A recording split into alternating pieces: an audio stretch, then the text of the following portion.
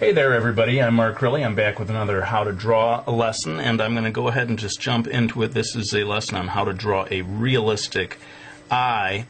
I'm going in with my black Prismacolor to make the upper eyelid, and let me just say in general that if you want to draw a realistic eye or realistic anything, you really owe it to yourself to draw from life, or at least look at photo reference, which is what I did for preparation on this video. So the eye shape, fortunately, is very much the way we imagine it. You know, this sort of, I don't know, almost like seed shape, at least right along the edge of the eye itself.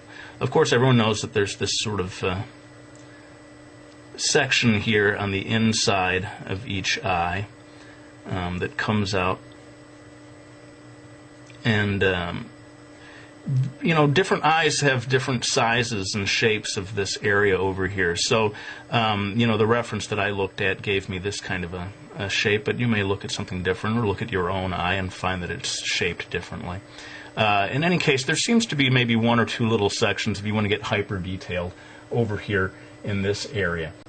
Now that I've got that section done, I'm going to go ahead and get to the eye itself, and this again, it's, you know, more or less a perfect circle. So if you don't trust your own circle drawing skills, you may want to trace around a quarter or something, who knows, to get that perfect shape. You know, I don't think there's anything really all that wrong with getting some help from you know, a ruler when you need a straight line, or you know, a cup or something when you need a perfect circle.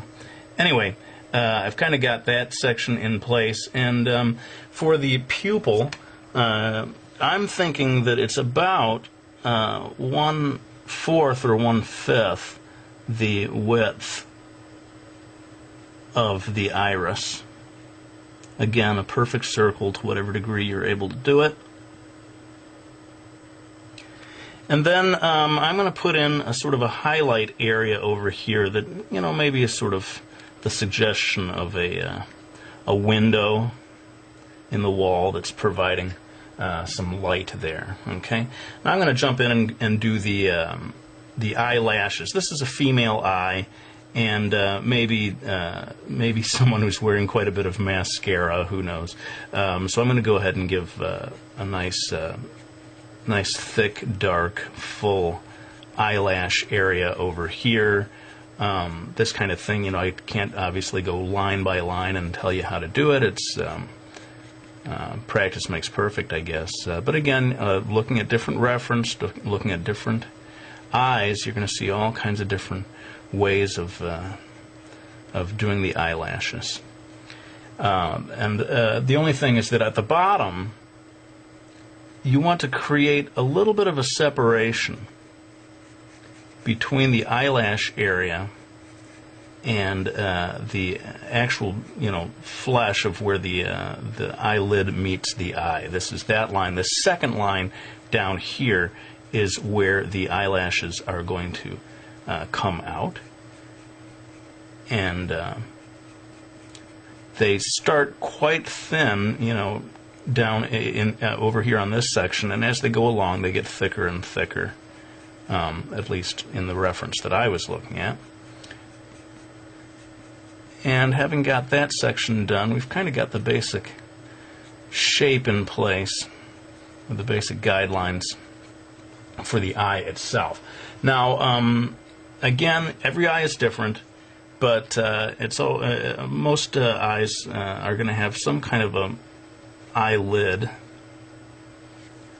And this one that I looked at for reference had quite a, I guess you'd call a heavy eyelid, which means that the line of the eyelid is pretty distant from the line of the eyelash. Again, looking at different things, look at your own eye, you may find that that line is a lot closer. And in some Asian eyes, there's almost no line at all of eyelashes. This is not so much a video about drawing the eyebrows, so forgive me. I'm just going to drop in really quickly a suggestion of an eyebrow here without talking about it too much. Now I'm going to zoom in right now to what I feel is the absolutely most important part of this lesson, and that is the iris. And I want you to really see the details of what I do here. So pardon me while I zoom in. Now, getting a good iris illustration done is the real key to making a super realistic, almost photorealist looking eye.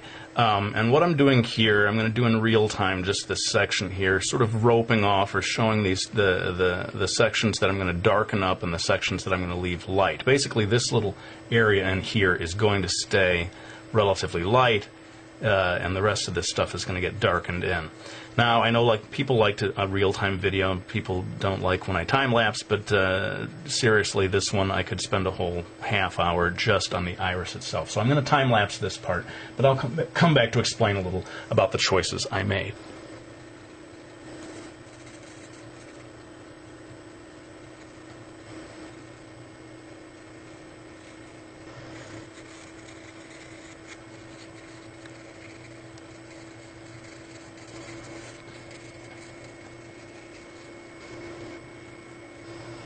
Alright, so you can see where the key to getting a nice shiny looking eye is getting this nice window shaped highlight, although it doesn't have to be window shaped, it could be sort of circular or any number of shapes. But make sure that you keep it nice and white, and that you darken the area near the highlight, and that helps it pop and makes the whole thing look shinier.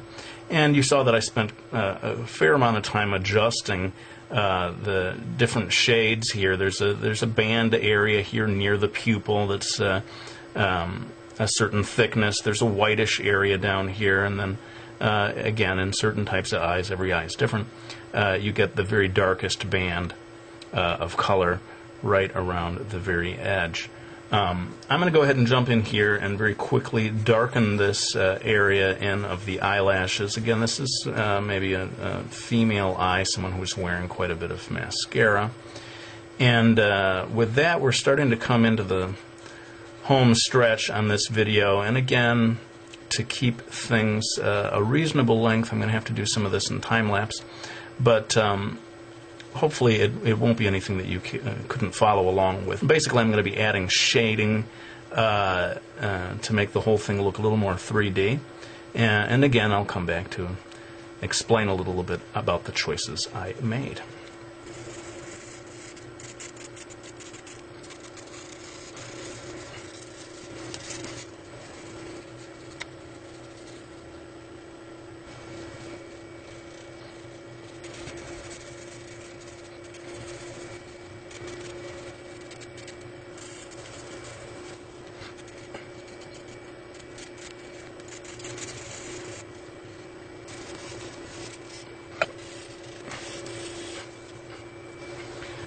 Okay, well, this is pretty much it then. We have put in all of the shading, and, as you can see, with anything that's, kind of going for photorealism here, you just need to take your time. You just got to be patient and keep working at it and keep slowly building it up. That's why I pretty much had to time-lapse through a lot of the stuff on this video. Those are the requirements of doing something truly realistic. And in many ways, if this is the kind of art style that you want to do, the most important thing that you need to learn is patience. You can draw almost anything so long as you're willing to commit the time to it. So that's pretty much it for this video. I hope you found it useful, and if you want to see me do more realistic stuff like this, by all means, let me know. I'd be happy to do a whole series of videos like this. This is, of course, what I was trained to do in my youth. If you are able to draw like this, I think it does help you to draw in any other style even better, or to just bring something extra to it, whether it's the manga style or even just a cartoony style. If you know how to draw this way, you're going to be able to draw in any style at a higher level. I think it's safe to say. Well, let's go ahead and put the pencil down. I hope you all enjoyed watching this video. I won't show the cover of the book, but I do want to thank people for buying my Miki Falls series or any of my books. I really do appreciate your support. It means so much, and it does allow me to keep doing these videos. Thanks for watching. I'll go ahead and end this one with my usual promise that I'm going to be back with another one real soon.